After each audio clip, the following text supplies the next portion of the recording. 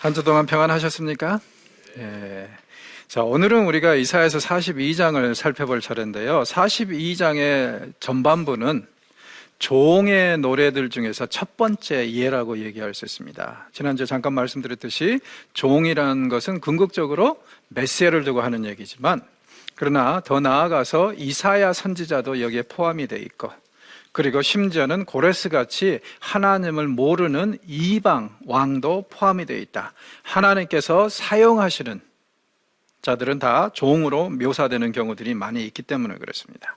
그리고 이 종의 이 노래를 보면 그러나 특별히 메시아, 예수님의 사역과 굉장히 긴밀한 연관이 있다는 것을 대부분에 알 수 있습니다. 한번 이제 구체적인 예를 이제 보도록 하죠. 먼저 이제 42장 1절에서 4절은 종의 소명과 사역과 그리고 종의 사역 성공 방법에 대해서 얘기를 하고 있습니다. 한번 볼까요? 내가 붙드는 나의 종, 나의 마음에 기뻐하는 자, 곧 내가 택한 사람을 보라. 종의 노래가 시작이 되면서, 그리고 이 노래는 곧 메시아의 노래라고 그랬잖아요. 그런데 중요한 게 뭐냐면은 우리가 앞에서 41장에서 이스라엘과 하나님의 관계를 무지무지하게 강조하는 부분을 보았지 않습니까? 여기서도 보십시오. 내가 붙드는 나의 종, 내 마음에 기뻐하는 자, 곧 내가 택한 사람 하면서 세 번이나 강조하는 게 하나님과 이 종의 관계입니다. 무슨 뜻이냐면은 우리가 이 땅에서 하나님을 위해서 열심히 일하고 업적을 쌓아가고 하나님께 이 일들을 통해서 영광을 돌리는 거 굉장히 중요한 일입니다. 그러나 더 중요한 일이 뭐예요? 우리와 하나님의 관계가 항상 제대로 운영이 되고 있는지를 살펴보는 것.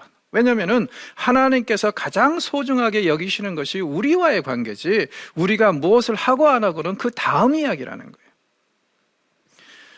마치 우리와 우리 자식들의 관계도 그렇지 않습니까? 우리 자식들이 정말 말 그대로요, 이 에쿠스를 뽑아주면 얼마나 좋겠어요.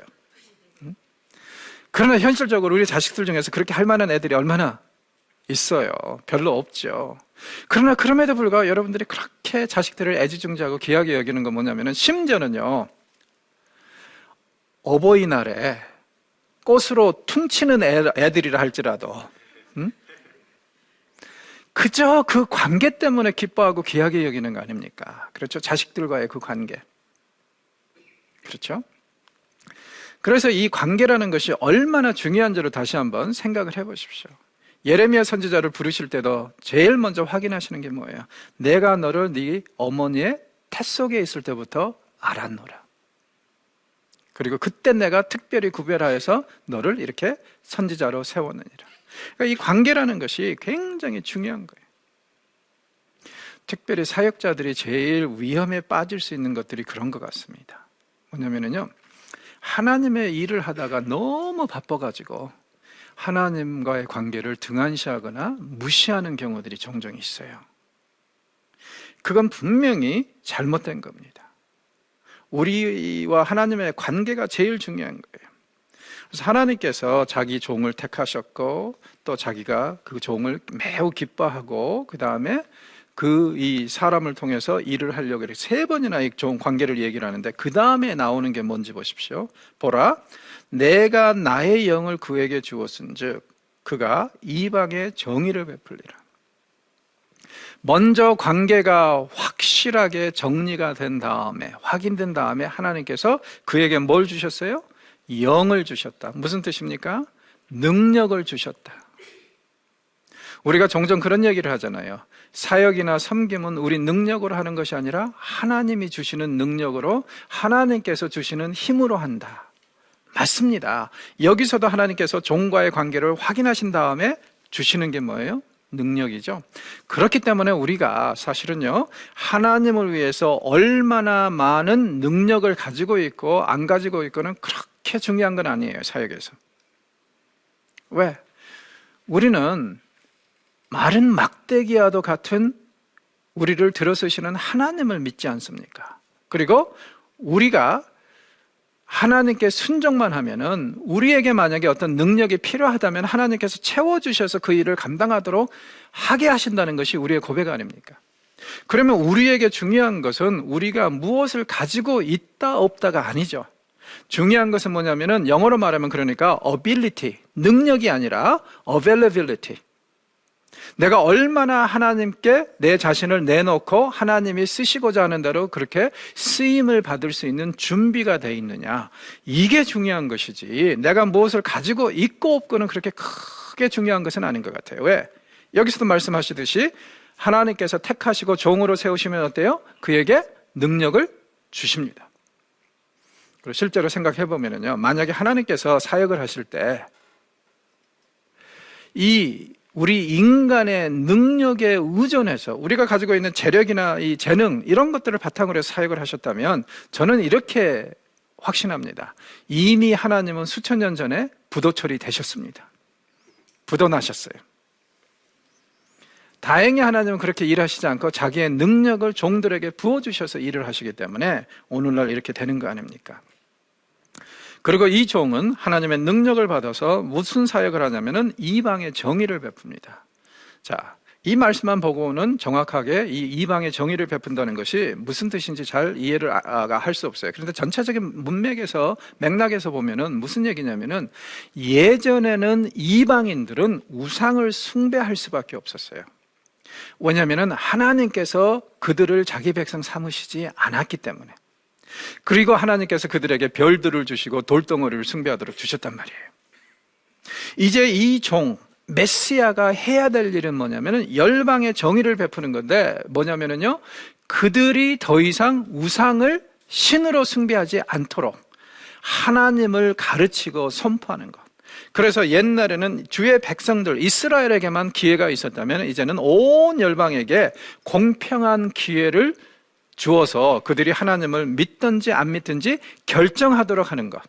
그게 바로 여기서 말하는 이방의 정의를 베푸는 거라는 겁니다. 그리고 이 일은 예수님의 이 땅에 오심으로 인해서 성취되었고 성취되어 가고 있죠. 우리가 왜 전도를 해야 되고 선교를 해야 되는지 또 한 번 그 이유가 나옵니다. 열방에게 정의와 공의를 실현하기 위해서요. 옛날에는 주님을 몰랐던 사람들이 그 우상을 숭배할 수밖에 없는 그런 상황이었는데, 지금은 어때요? 하나님을 알면 최소한 선택의 여지는 있으니까 그들이 공평하게 정의롭게 그것을 결정할 수 있도록 하는 것. 이게 선교거든요. 이게 전도고요. 그리고 메시아가 이 일을 하러 오셨다면 더더욱더 우리는 이 일을 더 열심히 해야겠죠. 왜냐하면 우리는 뭐예요? 이 땅에서 하나님을 닮아가려고 하는 작은 메시아들 아닙니까? 그렇죠? 자, 그런데 이 메시아가, 종이 어떤 사역을 하는지, 어떻게 사역하시는지 보시죠. 그는 외치지도 아니하며 목소리를 높이지 아니하며 그 소리를 거리에 들리게 하지 아니하며. 북치고 장구치고 하는 거 없다는 거예요. 꽹과리 소리 없다는 거예요. 그냥 조용히 은밀하게 세심하게 사역을 하신다. 자, 이걸 이제 예수님은 어떤 식으로 표현을 하죠? 천국은 누룩과도 같다. 그리고 천국은 야밤에 주인 모르게 슬며시 임하는 도둑과도 같다. 아주 은밀한 것을 계속 말씀하시지 않습니까? 그게 바로 방식이라는 거예요. 열정이 있어서 뭐 이 지하철 다니면서 예수, 천국, 불신, 지옥 하시는 분들도 참 많잖아요. 그런 분들도 이 사역을 하신다고 할 수 있겠지만, 사실은 메시아가 이 땅을 메시아화하는 방법, 기독교화하는 방법은 뭐냐면 사실은 은밀하고 조용한 데서 이루어지는 것. 마치 누룩이 보이지 않는데 어때요? 온 도를 그냥 이렇게 부풀게 하는 것처럼 그런 식으로 은밀하게 가는 것이 사역이고 제대로 되는 거라는 거예요. 왜냐하면 사람들의 관심을 막 집중시키다가 결국에는 거기서 실수를 하게 되면 어때요? 욕만 먹죠. 근데 조용히 은밀하게 정말 우리가 하나님의 손과 발이 되어서 이 땅에서 섬기고 사랑하고 함으로 인해서 조금씩 세상을 기독교화해 나가는 것, 이게 메시아의 방식이라는 거죠. 이게 우리의 사역 방식이 돼야 되지 않을까 싶습니다. 조용하고 은밀하게. 그렇죠? 그리고 메시아가 얼마나 세심하고 그 다음에 얼마나 정말 이 자상한 사역을 하시는지 보세요. 3절, 상한 갈대를 꺾지 아니하며 꺼져가는 등불을 끄지 아니하고 진실로 정의를 시행할 것이다. 자, 상한 갈대? 여러분, 갈대는 굉장히 연약한 거 아닙니까? 오죽하면 파스칼은 뭐라 그랬어요? 인간은 생각하는 갈대다. 오락가락하고 힘이 없다.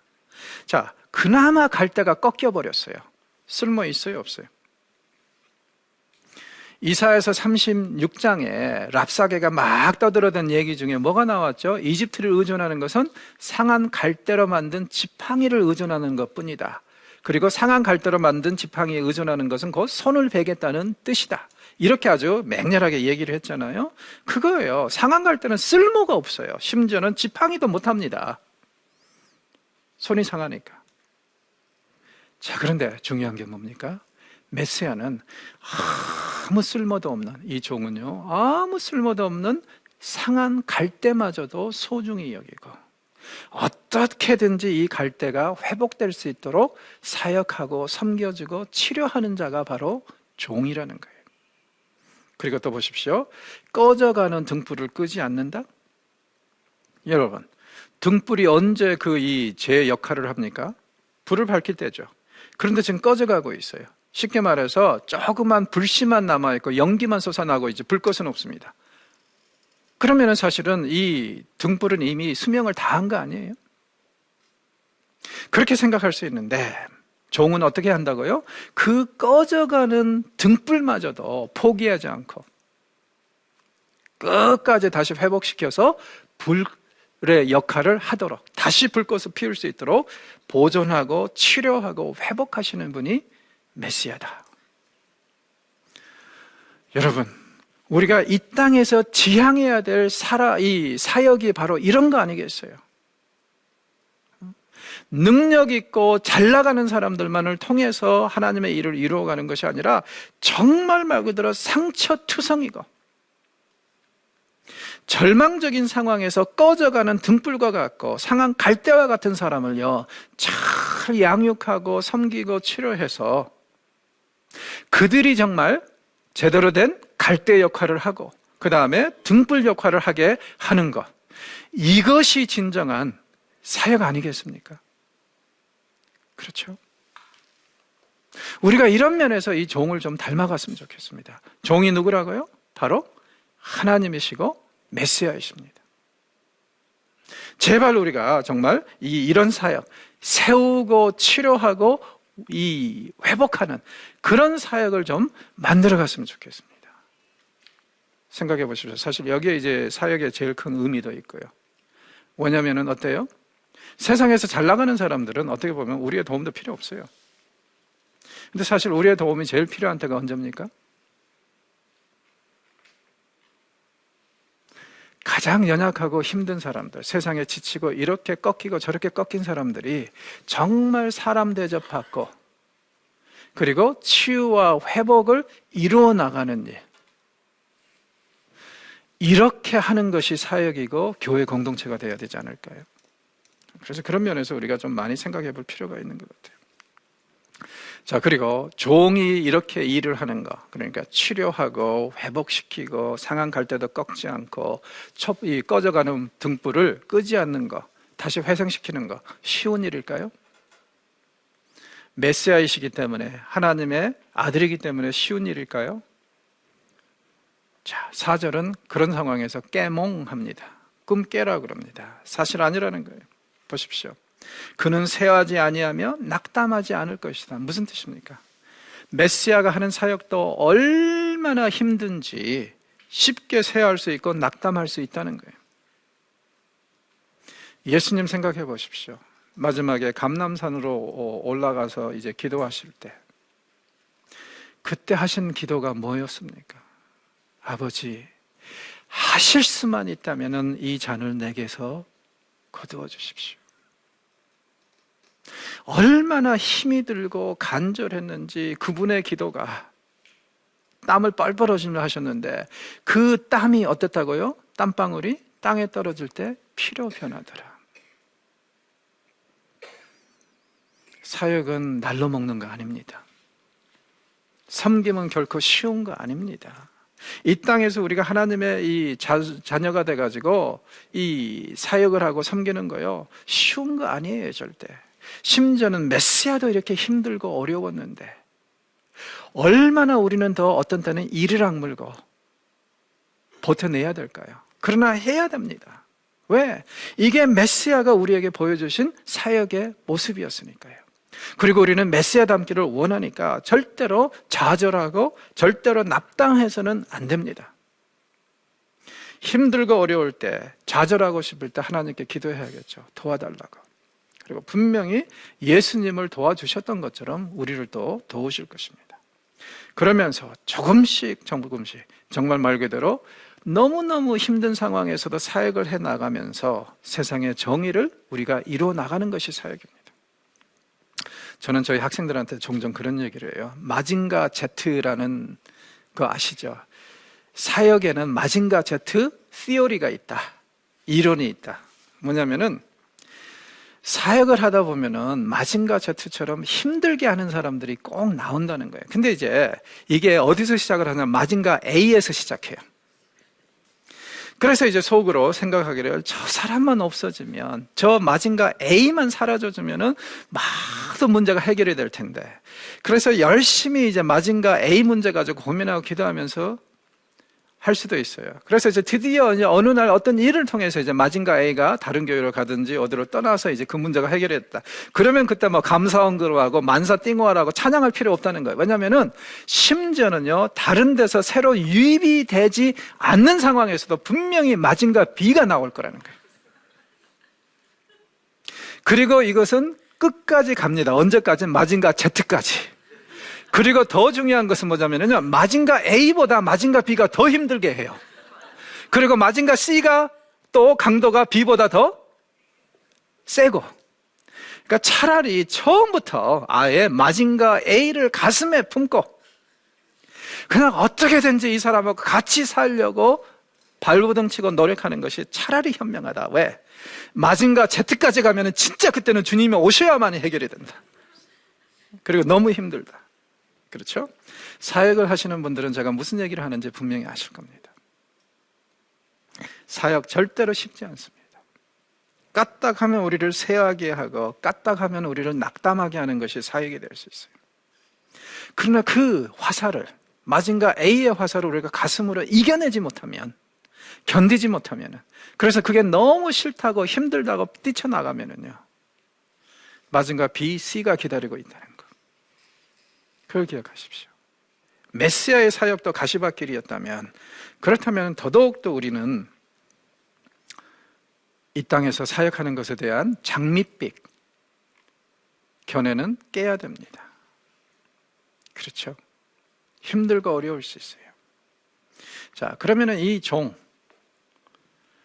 상한 갈 때도 꺾지 않고 꺼져가는 등불도 끄지 않는 그 종의 사역의 능력이 어디서 오는가? 역시 보십시오. 앞에서 하나님께서 영을 부어주심으로 이런 일을 하도록 했다고 그랬잖아요. 다시 한번 여기서 확인해 주는 것이, 하늘을 창조하여 펴시고 땅과 그 소산을 내시며 땅 위에 백성들에게 호흡을 주시며 땅에 행하는 자에게 영을 주시는 바로 하나님께로부터 이런 능력이 온다. 역시 우리가 강조하는 게 뭐예요? ability보다는 availability가 중요한 게 하나님의 능력으로 우리가 사역을 하게 되기 때문이라는 거, 이것을 강력하게 얘기를 하고 있습니다.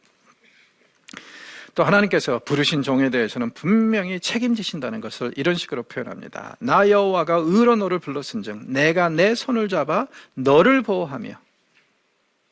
앞에서도 하나님께서 이스라엘의 손을 잡아주신다고 그랬죠. 여기서도 종의 손을 잡아주십니다. 이방이 빛이 되게 하리라.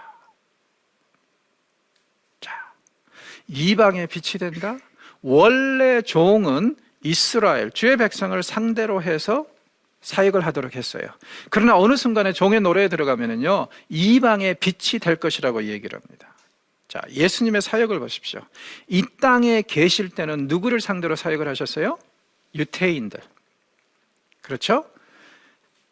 십자가에 매달려 죽으시고 승천하신 다음에는 이 제자들이 누구를 상대로 사역을 합니까? 이제는 열방을 향해서 사역을 하죠. 범위가 넓어지죠.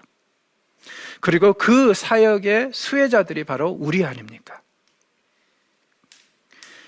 예수님께서 이방의 빛의 사역을 이미 시작하셨고 그 빛의 사역의 결과로 우리가 여기에 앉아 있다는 것. 그리고 예수님의 사역은 어떤 거라고요? 7절 보십시오. 눈먼 자들의 눈을 밝히며 갇힌 자들을 감옥에서 이끌어내며 흑암에 앉은 자를 감방에서 나오게 하리라. 모든 억압과 구속에서 다 자유케 하는 것. 그렇죠? 그리고 제가 그런 얘기를 한 적이 있죠. 유태인들은 구약시대에 메시아가 진짜 메시아인가 아닌가의 그 증표로 사람을 죽이고 살리는 것이 아니라 눈을 뜨게 할 수 있는가, 또 이 벙어리가 말을 할 수 있게 하는가, 그것이 징조라고 그랬었죠. 자, 여기서도 보십시오. 이게 이제 메시아 시대의 사역이라는 것이 대본에 어디서 드러나냐면은 눈먼 자들의 눈을 밝혀줍니다. 그리고 이렇게 저렇게 구속을 당하고 얽맨 자들을 자유케 하는 것이 메시아의 사역이에요. 그래서 여기서 이제 전형적인 메시아의 사역에 대한 예언이 지금 나오고 있습니다. 눈먼 자들을 밝게 하고 갇힌 자들을 감옥에서 꺼내고 흑암에 앉아있는 자들을 나오게 한다. 이건 또 어떻게 보면 우리가 예수님을 알기 전에 시대를 표현하고 있다고 얘기할 수 있겠죠. 우리가 그때는 어때요? 보지 못했죠. 그래서 어메이징 그레이스라는 그 찬송이 얘기하는 것처럼 나 한때는 보지 못했네, 이제는 광명을 보았네. 그렇죠? 그 다음에 우리는 죄의 감옥에서, 어둠 속에서, 굴레에서 벗어나지 못했습니다. 드디어 우리는 하늘나라를 보았고 예수님의 빛을 보았기 때문에 이런 데서 다 자유하게 됐고요. 그리고 출애굽은 어떻게 보면 우리의 영적 경험의 모형이라고 그랬습니다. 우리가 사탄의 나라에 감금되어 있을 때, 어둠 속에 감금되어 있을 때 주께서 우리를 찾아오셔서 그 사탄의 나라에서 탈출해가지고 어때요? 하나님 나라로 들어가게 한 것. 그게 바로 우리의 삶인데 바로 출애굽의 재현 아닙니까? 그래서 메시아가 오시면 이런 일을 할 것이다. 그럼 하나님께서는 말씀하십니다. 나는 여호와이기 때문에 절대로 다른 사람하고 영광을 나누지 않을 것이다. 그러면서 한 번 더 강조하시는 것이 내 찬송을 우상에게 주지 아니하리라. 세상의 우상들하고 나는 전적으로 다르다 이거예요. 우상과의 대조가 나오죠. 그러면서 여기서 또 하시는 말씀, 내가 새 일을 알고 행할 것이다. 이 새 일이 뭐라고요? 앞으로 있을 제2의 출애굽, 이스라엘이 바벨론에서 돌아오는 일, 그리고 그 일은 고레스를 통해서 일어날 것이라고 이제 얘기를 했잖아요. 그것을 지금 여기서 얘기하고 있어요. 우상들은 이런 일을 하지 못한다 이거죠. 그러니 당연히 너희들은 이 일을 경험하게 되면 나만을 찬송해야 된다. 그렇게 하나님께서 말씀하십니다. 10절, 사람들아 여호와께 새 노래로 노래하며 땅끝에서부터 찬송하라. 이사야가 이제 슬슬 범위를 넓혀가지고 무엇을 얘기를 하냐면요, 온 열방이 여호와를 찬양할 날이 올 거라고 그래요. 자, 이사야는요 1장에서 자기가 지금 선포하는 메시지는 시온에 대한 것이고 예루살렘에 대한 것이고 유다에 대한 것이라고 아주 좁은 범위에서 시작을 했습니다. 그래서 점차적으로 좀 계속 넓어지고 있어요. 심지어는 지금 어디까지 왔냐면은 하나님께서 열방의 왕인 고레스를 사용하셔서 당신의 뜻을 이루실 것이라고 왔어요. 그런데 이번에는 아예 뭐라고 그러냐면은 바다 가운데 있는 만물과 섬들과 거기에 사는 사람들아. 이건 누구예요? 이방인들이죠. 이방인들에게 권면하는 것이 새 노래로 여호와를 찬송하고 땅끝에서부터. 무슨 뜻입니까? 언젠가는 온 열방이 하나님을 찬양할 날, 하나님을 믿고 의지하게 될 날이 올 것이라는 거예요. 그리고 65장에 가면은 이러한 비전이 완전히 꽃을 핍니다. 어떻게 꽃을 피냐면요, 그날이 되면은 뭐라고 그러시냐면요, 열방에서, 그러니까 이방인들 중에서 일부를 데려다가 시온으로 데려오시고, 그리고 성전에서 이 이방인들을 제사장들로 세우실 거라고 그래요. 상상이 가십니까? 만약에 성경이 인간이 만들어낸 책이라면요, 절대로 이런 얘기를 유태인들은 안 할 겁니다. 왜냐하면 이 사람들은 굉장히 편협한 국수주의에 사로잡혀 있었던 사람들이거든요.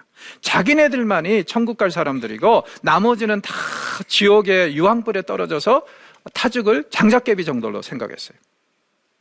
그런 사람들이 이런 비전을 그대로 남겨둘 리가 없죠. 손을 바뀌었죠. 그런데 이사야는요, 65, 66장에 가서는 범세계적인 구원, 그리고 심지어는 이방인들이 제사장들이 된다? 상상을 초월하죠.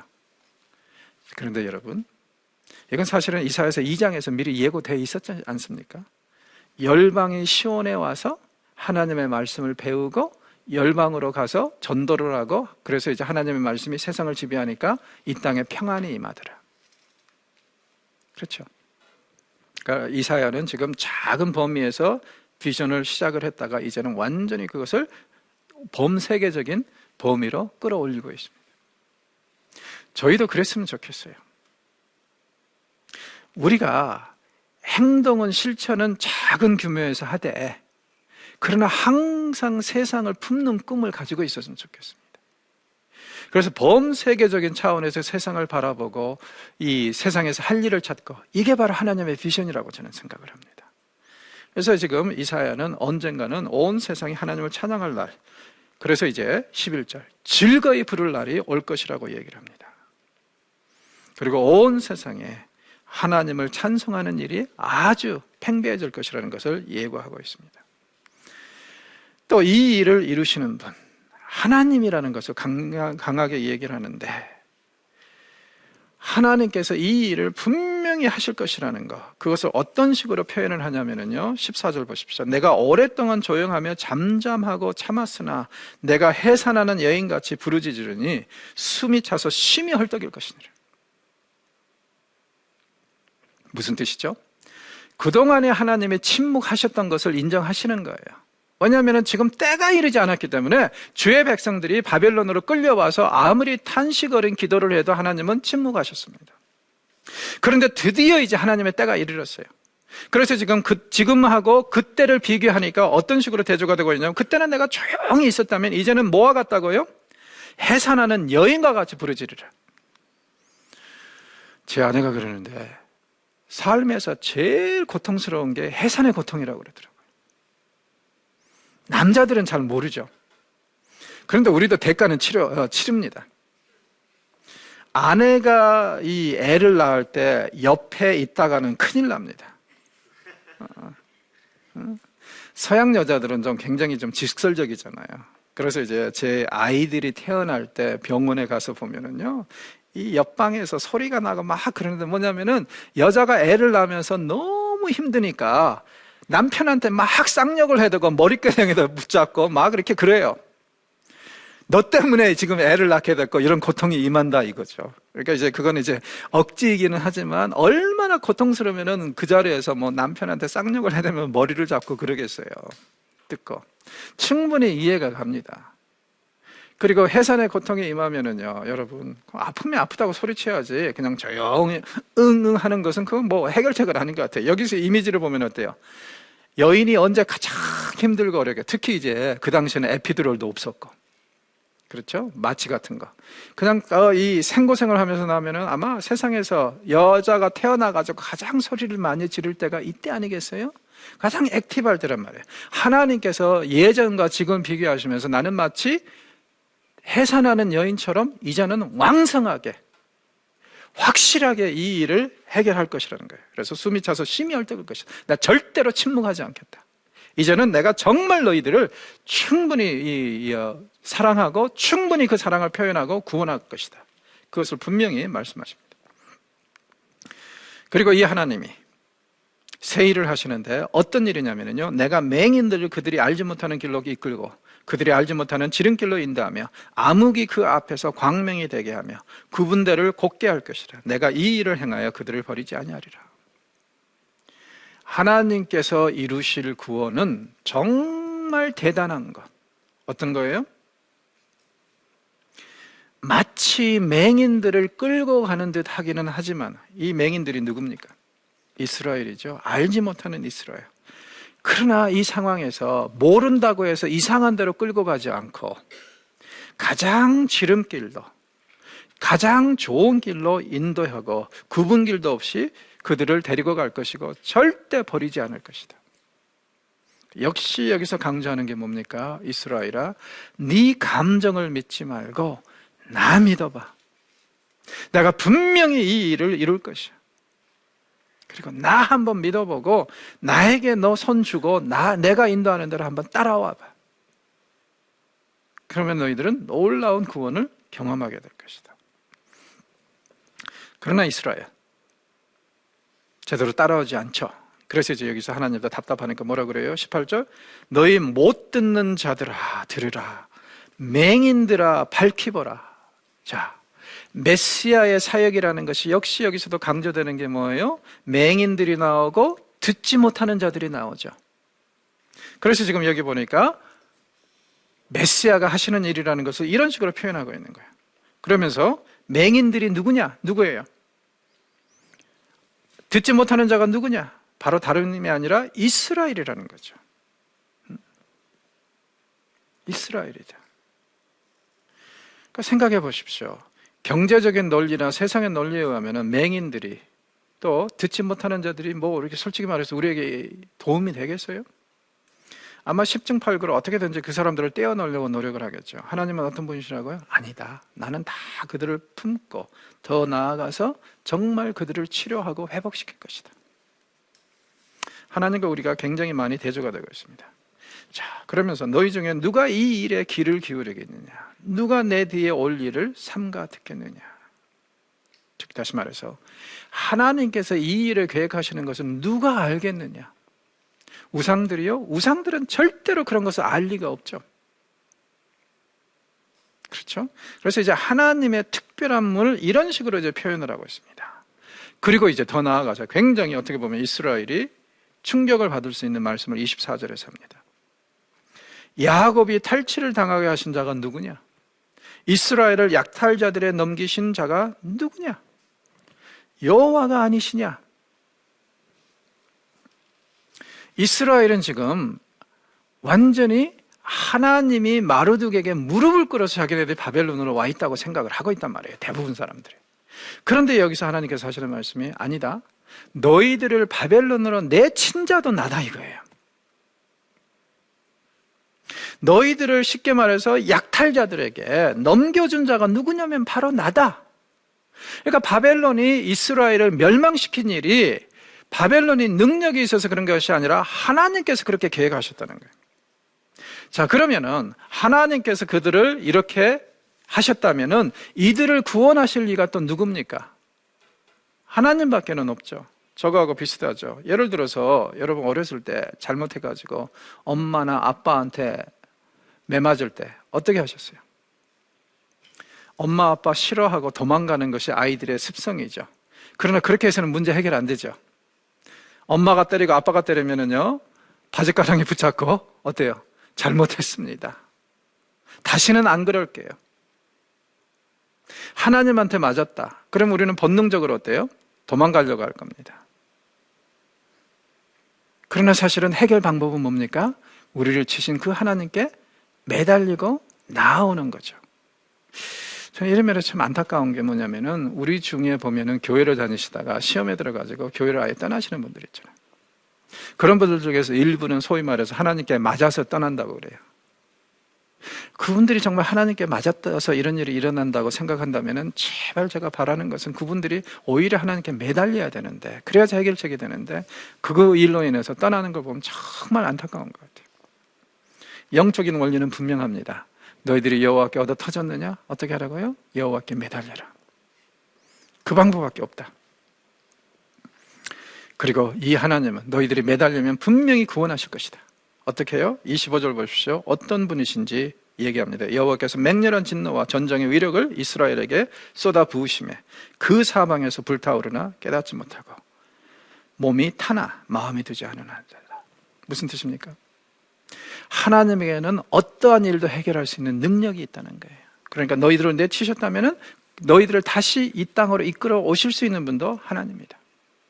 과연 그렇다면 하나님은 어떤 식으로 이스라엘을 구원하실 것인가? 43장은 한마디로 얘기하면 출애굽을 재현하실 거라고 그래요.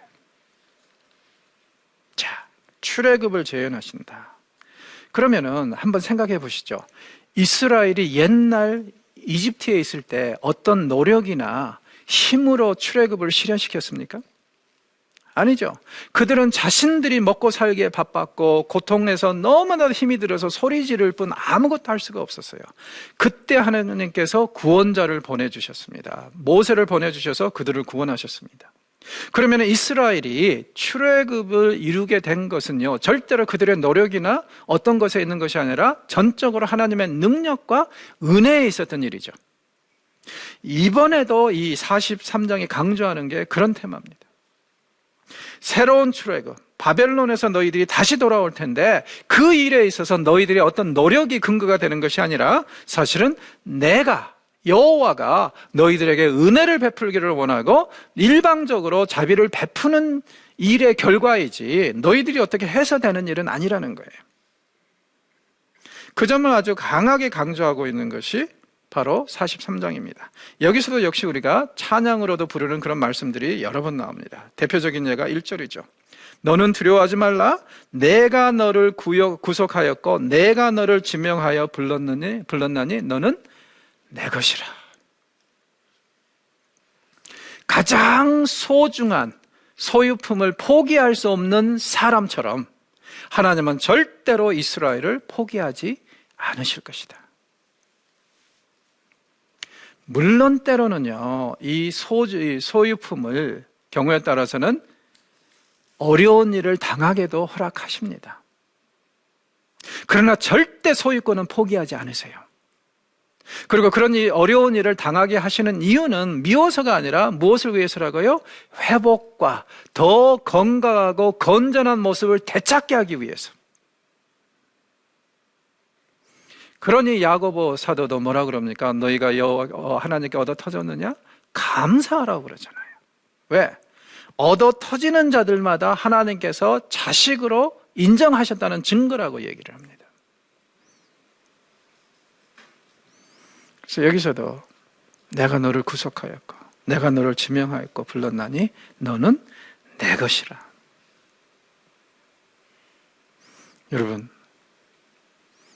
여러분은 완전히 하나님께서 요즘 말로 하면은 침 발라 놓으신 거 아시죠? 응? 응? 예, 여러분의 이마에 다 침이 있는 것 같아요. 하나님의 거룩하신 침이 딱 발라가지고 너는 절대 내 거니까 딴 생각하지 마. 이런 말씀이 있습니다. 자, 2절 보십시오. 출애굽의 테마가 그대로 일어나요. 내가 물 가운데 지나갈 때 홍해를 기억하십시오. 그렇죠? 내가 너와 함께 할 것이다. 강을 건널 때, 요단강을 건널 때를 기억하십시오. 너를 침몰하지 못하게 할 것이며 내가 불 가운데로 밤이면은 불기둥으로 인도하신 그 하나님, 그렇죠? 거길 지날 때도 타지 않을 것이요 불꽃이 너를 사리지 아니하리니. 자, 잘 보십시오. 그렇다면 지금 여기 보니까 어떤 이미지가 나오냐면은 불도 물도 너희들을 파괴하지 못할 것이다. 왜?